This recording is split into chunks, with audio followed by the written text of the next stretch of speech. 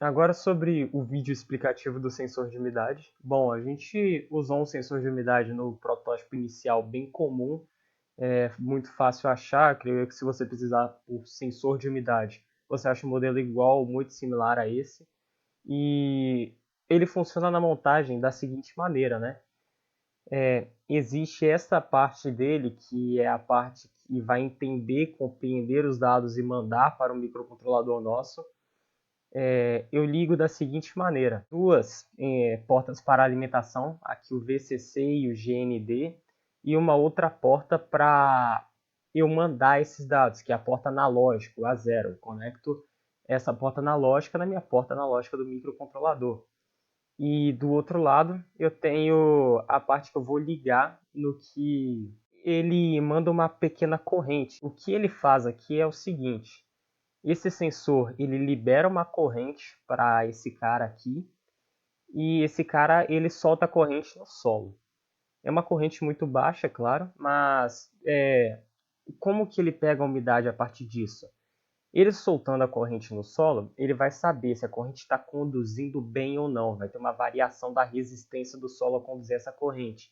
Quando um solo conduz uma corrente muito fácil, é porque esse solo está mais aguado, a presença de água. A água é um bom condutor. Então, a partir dessa variação de resistência do solo em conduzir a corrente por esse cara aqui, o sensor me dá os dados analógicos de umidade, que vão de 0 a 1024 pela variação dessa resistência. E esses dados de 0 a 1024, eles aparecem para a gente no microcontrolador. Quando você busca por esses dados no código, você pede ao microcontrolador me escreva esses códigos. E ele pega os códigos da entrada analógica que tem nele e escreve para a gente dados de 0 a 1024. Como que a gente trabalha com esses dados de 0 a 1024 de umidade do solo? Sendo que no resultado a gente tem um dado que equivale a um percentual de umidade. Meio simples, até. Eu pego esses dados de 0 a 1024 e começo a fazer um paralelo ao que seria um 0 a 100% de umidade. O grande problema é que esse 0 a 1024 é inversamente proporcional a 0 a 100%. Por exemplo, se eu coloco este sensor de umidade no solo e ele começa a me apontar uma leitura de 1024, não quer dizer que o solo está em 100%, há umidade de 100% no solo, ele está bem aguado. Isso quer dizer que o solo está bem seco, são valores inversamente proporcionais. Então, há cálculos matemáticos na programação desse circuito que me informam o percentual de umidade a partir disso. Eu pego de 1024, subtraio o valor obtido por isso daqui e depois eu passo para um percentual, né? E é a partir daí que a gente trabalha. A gente põe esse sensor para coletar dados em momentos específicos do dia. Isso é programado por um relógio, já vou mostrar em um próximo momento. E esses dados que ele obtém, eu passo para um percentual. A grande importância desse sensor de umidade é isso, é o manejo de dados que eu tenho em cima deles, né, que é toda a estrutura, é a parte principal do projeto. Eu consegui coletar e entender esses dados para depois eu viabilizar para um fornecimento. No sensor de umidade, eu estou trazendo aqui uma exemplificação de como é que isso funciona, né? A gente tem aqui o microcontrolador, não é um ESP8266.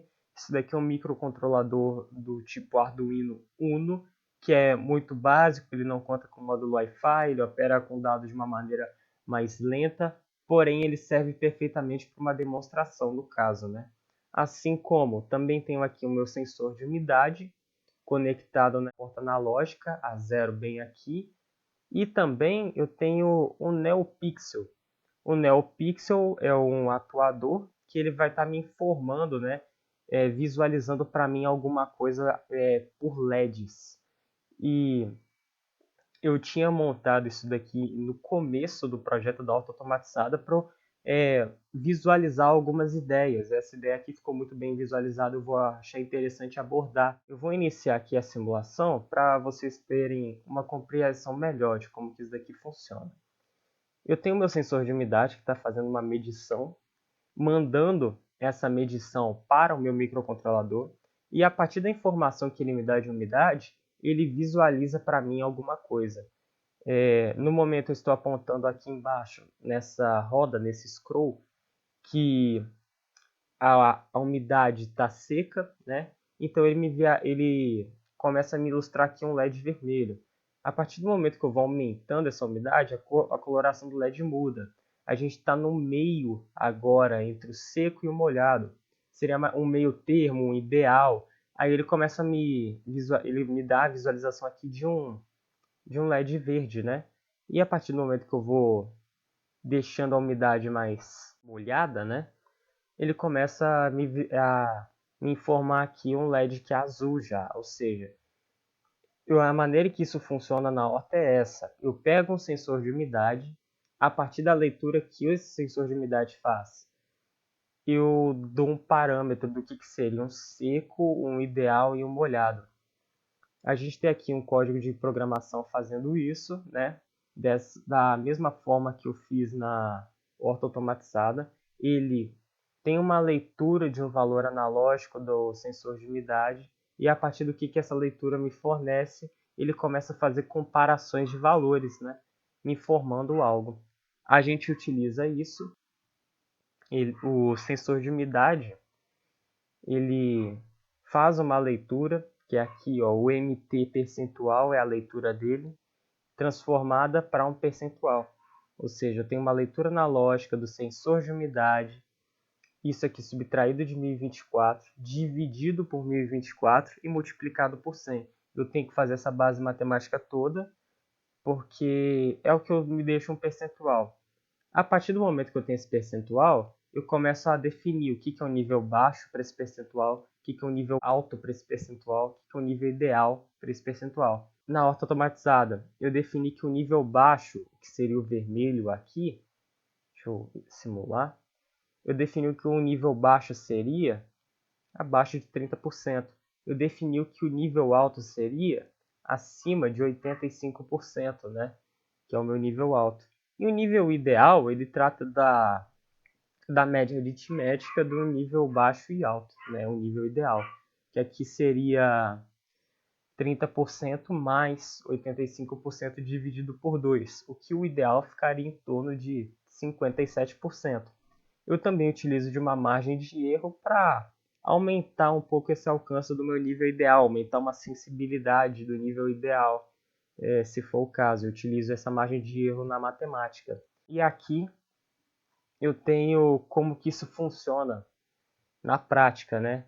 Eu falo que se o meu percentual ele tiver menor que o baixo, mais uma margem de erro, ou seja, o meu nível baixo vai para 40%, e ao mesmo tempo ele for maior que zero, eu mando uma mensagem contendo essa informação.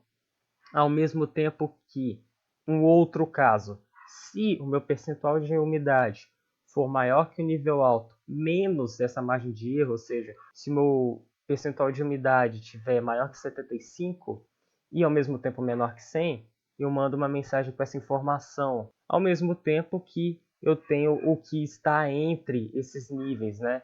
Entre o nível baixo e o nível alto. Eu mando uma mensagem contendo o nível ideal. Se nenhum desses casos for verdadeiro, ele não é baixo, ele não é alto, ele não está entre os dois, há algum erro e eu consigo notificar esse erro, né? Envio uma mensagem de erro, que é o else, né? Se não for nenhum desses casos, eu mando uma mensagem de erro.